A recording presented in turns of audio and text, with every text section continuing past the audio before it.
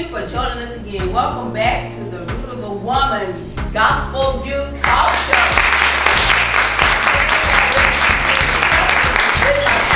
Linda Tomlinson and Dorothy Allen were discussing what's in your roots. And so we have gone over some great things, but I want to talk about right now things that, what causes the rooting to start to just go inside you and grasp and hold on for years. And one thing that I know for sure, I want to talk about two different things. The pain and fear. What's in the root of your pain and what's in the root of your fear? Because they go hand in hand with each other. So I'm going to ask Dorothy Allen to help me out on this, because pain and fear, Dorothy, I don't know if you agree with me or not, it really stops us. Actually, it puts us to a halt for what we're supposed to be doing as far as our dreams and our goals and the ministry. That right there, Satan uses, that's the weakest part, Satan uses to keep us from doing the purpose of God. Actually, Phyllis, I do agree with that, because according to the Bible, we should have fear. Yes. And fear is a paralyzer. If you're going to live in fear or pain, you're not going to be able to move forward, and it's going to cripple you. So I think, coming from an educator's point of view, because I work with high school children every day, and I see the pain and how they're so stagnant, how they're really paralyzed. When they come into my classroom, I'm able to experience, even teachers, but I'm able to see so much hurt and so much pain. And this is typical because of the product of their environment, and they don't believe they can do anything. Right. They believe because mommy lives in fear, mommy lived in pain, or mommy's still living in pain. And I'm living in pain because I've had the experience of my students telling me that the mommy and daddy continuously curse me out. That's all I know. Mm-hmm. And one day I didn't know this, so I told her, I was teaching a lesson one day, and I think I said that if someone tells you, constantly curse you or tell you how you're nothing, then they don't love you. And the whole class. And I continued teaching, and at the end of the class, all these hands went up, and they said, well, are you saying my mommy don't love me? And I'm like, what do you mean? And the whole class was beginning to tell me that they were cursed repeatedly and put down by their mom. And I said, well, I'm not really saying your mommy don't love you. What I'm saying is that your mommy is not equipped to teach you and train you the way she needs to do it. And because she don't know how to do it, and I'm just your teacher right now, I'm here to edify and motivate. So I'm going to tell you how special you are. Amen. I'm never going to curse you. I'm never going to belittle you. I'm never going to put you down. So therefore, I don't want you to ever think that you are the product of your environment, because you're bigger than that. You're better than that. And I began to tell them I didn't really have a bad environment, because I came up always knowing the Lord and always, living in the word that God was my everything. So my mama didn't teach me fear. She didn't teach me pain. She told me that God does not give me the spirit of fear, but of love and a sound mind. So that's all I knew. So that's why I think I can continue to, and I'm pretty much outspoken. Would you? Yes, we do say that. So yes. I'm always edifying myself, and I'm always edifying women in my environment. So I'm just here to tell you, ladies, and I know from experience, just being around women, a lot of women are living in so much pain and so much fear. I think it's primarily because they don't value themselves. My favorite saying is, "One is a hold on." I don't care if you value yourself.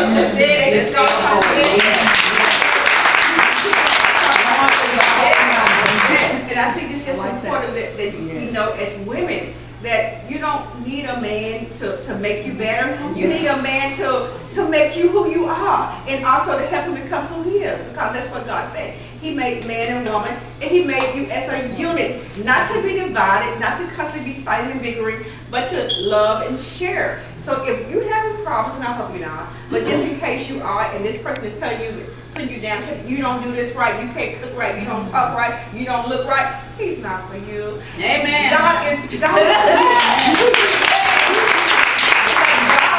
Let God be the head of your life, so you can love yourself, and you can speak highly of yourself, because anyone can tell you that Dorothy love us and Dorothy. Amen. I mean, no one can praise me more than I can praise me. They really can't. Everywhere I go, everybody pretty much knows that I'm always going to be telling you how wonderful I am, because I am wonderful. And I'm wonderful because my mommy told me as a little child that if I couldn't be the valiant in doctor,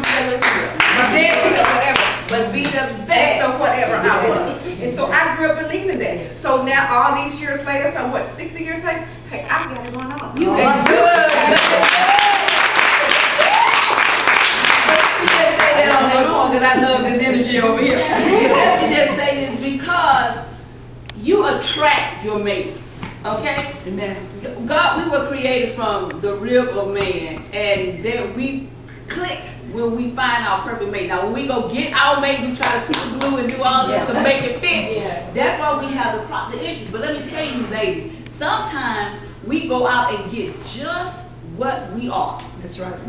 Sometimes you need to take a look at yourself, because if you're getting somebody that is abusive or not encouraging you and always talking you down, pay attention to yourself. Yeah. Because if you're going from one relationship in a marriage or dating, or you're on your job, any relationship that you have, social, whatever it is, and you have the same problem, who's the common denominator? You are. So you're doing something about you. And you can't go around blaming, well, my daddy did this, my mom. You can't go around doing it. Because you have, again, is it a curse or is it a choice? And then if you keep doing the same thing, then you really need, there's nothing wrong with getting some good Christian counseling. Amen. You need to go find a sister or somebody that you can trust that's safe, to go in there and start purging this stuff out of you, and you'll be amazed. You may think one thing is wrong with you, but it's totally something different. Something that's so deep that you even just suppressed and forgot about. That every time somebody say or do something, or a certain smell, a certain walk, I had one of my children that if I see him doing this, I go off, because I had a relationship where all of that was being done. I can't deal with the laziness. So if things trigger you, and you go off and not even realizing why you're going off, and that pain affects your life. Yes, it does, because I can truly, and I'm sure Gwen, you can attest to this. Kids at school, you need to choose your parent. Right. Your parent is who God gave you. Right. And that parent is the most influential person in your life for many, many years. Right. And when you don't have the equipment of what it takes to edify and build this child up, this child is left thinking that, what am I? Am I like my mommy? And even though you may be, because they tell me, I go to church, and they hear the word, but they don't yet believe that when God entered their life, that they became new creatures. So they still thinking that because mommy is this way, and my grandmommy is this way, and even though they may have been prayed for and the curses were broken, they're still broken. But Dorothy, but wait. You said something that was so profound. That they go and they're talking this stuff onto their children. Okay, think about this, ladies. Your children is walking around portraying and acting out your pain. That's right. Wow. Your pain. Because you poured it onto that child. But we are born parents, and when we know better, We do better. That's true. That would be true if it was done. Yes. I cannot believe for a second that all the parents that I come in contact with know better and don't do better. When I have a meeting with you, we just had open house, and only of all the kids I teach 6 periods a day, 2 parents took the time to show up. Now, if you know better and you want to support your child and you want to make sure they get the best they can possibly get from education, and it's free by the way in this country, but you don't show up, what does your child think? Your child think my mommy doesn't support me. I dare tell you, Miss Linda go to everything they have. Amen. She's Sure taking does. care of Amen. them. You have to show up. Yes. They need to know that you're in the school communicating, and they need to know when we say it's open house, you need to show up. Because if you don't show up and we don't have that report going on, then you're not going to be your best. Your child is not going to be the best. You want to make sure that every opportunity for that child or for your kids are just open. But when you, and I mean, you probably there goes your know that. generational curse. Right, but that's right. But I think they may know better, but they just choose not to do that. Well, it's easier for them. It's easy to go in that flow, because when you look at things, they're working all day long in some cases, and they're tired, they got to go. So that excuse is, well, no, I'm tired, I'm not going. You know, I think it's time of excuses. That's Because my pastor said one day there was something that was so profound, and I don't know if you all will agree, but he said God has done everything for you he's going to do. That's it. It is up to you to speak it. Yes. If you don't speak it, he's not going to come help you. He's giving you all the word you need. You can have it, but it's yours for the asking. And let me just say also, because sometimes we separate our children out, and we do it with the sex, the gender of the child, along with the age of the child, and that's not true. They all need parenting. They all need parenting. Now, you may have 3 And you have to understand that they all have different personalities. Yes. And one may be more challenging than the other. But and you have to spend more time. But they all need love. They all need supervision. And if the dad is not in the house, ladies, please, whatever you do, you are pouring pain into a child when you tell them you just like your daddy. You ain't gonna be no good because you're hurting because that man left or divorced you or whatever happened in that relationship. You are just pouring it onto that child. I had a friend that I had to tell one day, you are creating this little boy to be the man you didn't want.